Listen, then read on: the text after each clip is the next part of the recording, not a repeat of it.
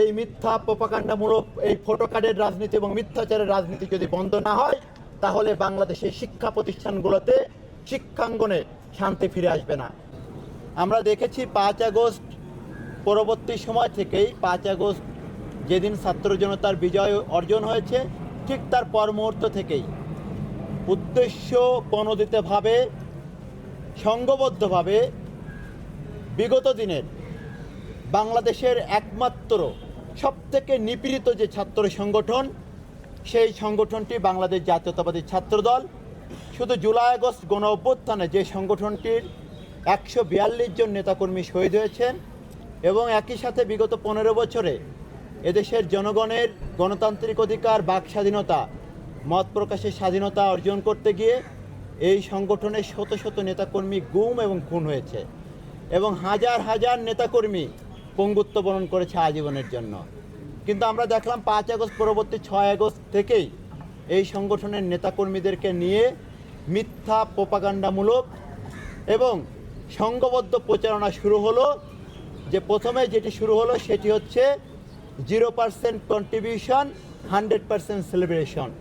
অথচ যারা এই কথাগুলো প্রচারণা শুরু করলো, আমরা দেখেছি তারাই বিগত দিনে এই ফ্যাসিবাদী সরকারকে, এই গোষ্ঠীকে তারাই কিন্তু এই ক্ষমতাকে দীর্ঘায়িত করার জন্য হলে হলে এবং বাংলাদেশের প্রতিটি প্রতিষ্ঠানে তাদেরকে নীরব সমর্থন এবং এমনকি তাদের সহযোগী হিসেবে, তাদের এই সকল অবৈধ কর্মের সহযোগী হিসেবে তারা কাজ করেছে।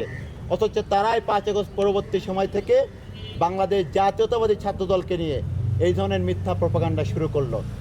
আমরা তার বিপরীতে আমরা যে নতুন ধারার ইতিবাচক ছাত্র রাজনীতি শুরু করেছিলাম, এই গেস্টরুম, গণরুম, ছাত্রলীগের যত অপরাজনীতি ছিল তার বিরুদ্ধে সবসময় সোচ্চার সংগঠন হিসেবে, প্রতিবাদী সংগঠন হিসেবে আমরা নতুন রাজনীতির এক ইতিবাচক বার্তা দেওয়া শুরু করলাম।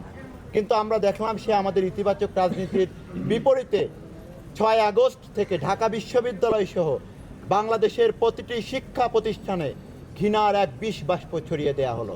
সেই ঘৃণার বদলে আমরা বরাবরই বাংলাদেশ জাতীয়তাবাদী ছাত্রদল অত্যন্ত সহনশীল রাজনীতি শুরু করেছিলাম এবং আমরা এখন পর্যন্ত প্রতিটি শিক্ষা প্রতিষ্ঠানে একটি ইতিবাচক সহনশীল রাজনীতি কিভাবে বিনির্মাণ করা যায় সেই লক্ষ্যেই কিন্তু আমরা কাজ করছি। কিন্তু আমরা দেখলাম তার বিপরীতে ক্রমাগত মিথ্যা এবং প্রপাগান্ডামূলক এই তথ্য সরবরাহের মাধ্যমে শুধুমাত্র টার্গেট করা হলো বাংলাদেশ জাতীয়তাবাদী ছাত্রদলের নেতাকর্মী এবং বিশেষ করে বাংলাদেশ জাতীয়তাবাদী ছাত্রদলের সাংগঠনিক অভিভাবক, জিয়া পরিবারের মাননীয় প্রধানমন্ত্রী জনাব তারেক রহমান এবং তার যে পরিবার, সেই পরিবারের সদস্যবৃন্দ, তারাও তাদের এই মিথ্যা প্রপাগান্ডা থেকে রক্ষা পায়নি।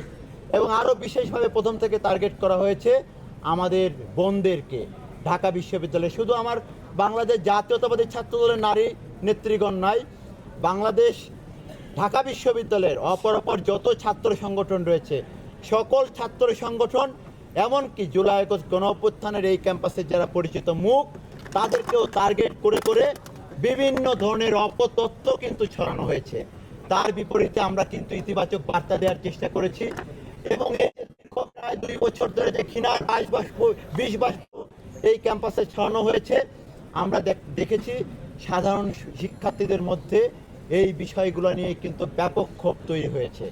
এবং 12ই ফেব্রুয়ারি আমাদের দীর্ঘদিনের যে কাঙ্ক্ষিত সাধারণ নির্বাচন, এদেশের যে বৃহৎ তরুণ প্রজন্ম যারা তাদের ভোট প্রদান করতে পারেনি, 12ই ফেব্রুয়ারি কিন্তু তারা তাদের মতামত, তাদের ভোট প্রদানের মাধ্যমে বাংলাদেশের যে গণতান্ত্রিক সরকার যাত্রা শুরু করেছে, সেই সরকারের যাত্রা শুরু হওয়ার পরে আমরা দেখেছি আবার এই সংঘবদ্ধ গোষ্ঠী 5 আগস্ট পরবর্তী সময়ের মতো ধারাবাহিকভাবে ক্রমাগতভাবে এই সরকারের প্রধান এবং তার পরিবারের সদস্যবৃন্দকে নিয়ে ক্রমাগতভাবে বিকৃত ভাষায়, মানসিক বিকৃত সম্পন্ন কোনো ব্যক্তি না হলে যে ধরনের ভাষা ব্যবহার করা যায়, যে ধরনের ফটোকার্ড বানানো যায়, ঠিক সেই ধরনের প্রপাগান্ডা আবার তারা শুরু করলো। এবং সব থেকে দুঃখের এবং অনুতাপের বিষয় হচ্ছে ঢাকা বিশ্ববিদ্যালয়ের শিক্ষার্থী হিসেবে এই মিথ্যা প্রপাগান্ডামূলক যে রাজনীতি, এই রাজনীতির যারা পৃষ্ঠপোষক এবং যারা এর পিছনে অর্থের যোগানদাতা, শক্তিদাতা, আমরা দেখেছি কিছুদিন আগে এরা হচ্ছে একটি নির্দিষ্ট ছাত্র সংগঠনের গুরুত্বপূর্ণ দায়িত্বে যারা রয়েছে, তারাই ঢাকা বিশ্ববিদ্যালয়ের নামকে ব্যবহার করে বিভিন্ন পেজের মাধ্যমে, সামাজিক যোগাযোগ মাধ্যমে কিন্তু এই ধরনের প্রোপাগান্ডা এবং মিথ্যা বিভ্রান্তিমূলক এই প্রোপাগান্ডার রাজনীতি শুরু করেছিল।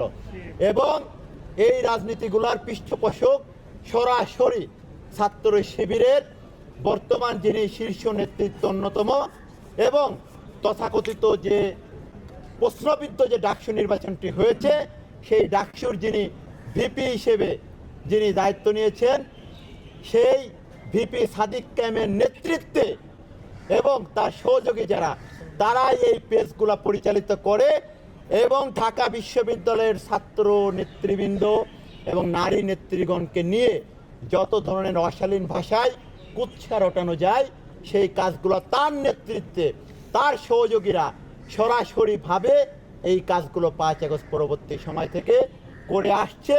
এবং এটি আজকে পুরো জাতির সামনে উন্মোচিত হয়েছে।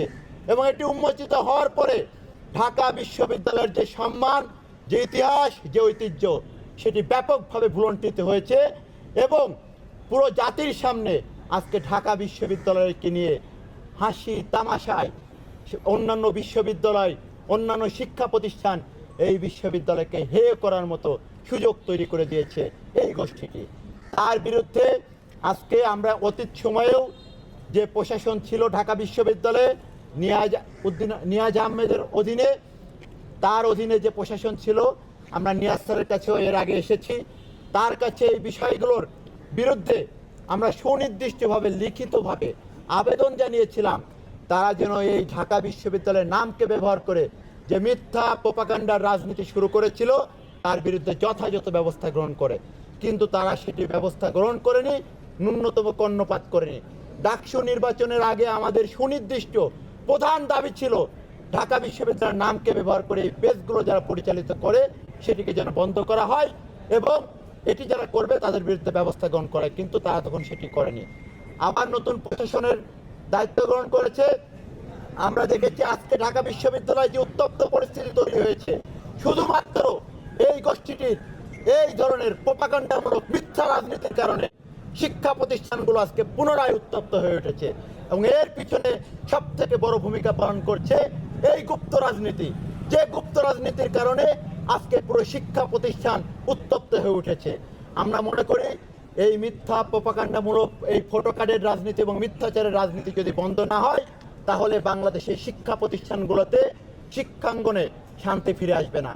এই জন্য আমরা আমাদের মাননীয় ভিসি মহোদয়ের কাছে আবেদন করেছি যে ঢাকা বিশ্ববিদ্যালয়ের নামকে ব্যবহার করে যে পেজগুলো ব্যবহার করা হচ্ছে, সেইগুলোর বিরুদ্ধে আইন আনুক এবং প্রশাসনিক ব্যবস্থা গ্রহণ করা এবং এটির সাথে যারা জড়িত সাদিক কায়েম সহ তার যারা সহযোগী, তাদের বিরুদ্ধে বিশ্ববিদ্যালয়ের প্রশাসনিক এবং আইনানুগ ব্যবস্থা আগামী 48 ঘন্টার মধ্যে গ্রহণ করতে হবে। অন্যথায় ঢাকা বিশ্ববিদ্যালয়ে শিক্ষার শান্তি, শৃঙ্খলা এবং সুস্থ পরিবেশ ফিরিয়ে আনার জন্য বাংলাদেশ জাতীয়তাবাদী ছাত্রদল ঢাকা বিশ্ববিদ্যালয় সাধারণ শিক্ষার্থীদেরকে সাথে নিয়ে শিক্ষাঙ্গনে সুষ্ঠু পরিবেশ নিশ্চিত করার জন্য ঐক্যবদ্ধভাবে আন্দোলন গড়ে তুলবে। আমরা এই বার্তাটি আজকে আমাদের ঢাকা বিশ্ববিদ্যালয় প্রশাসনের নিকট বাংলাদেশের জাতীয়তাবাদী ছাত্রদল ঢাকা বিশ্ববিদ্যালয়ের পক্ষ থেকে সুস্পষ্টভাবে এই দাবিগুলো জানিয়ে এসেছে।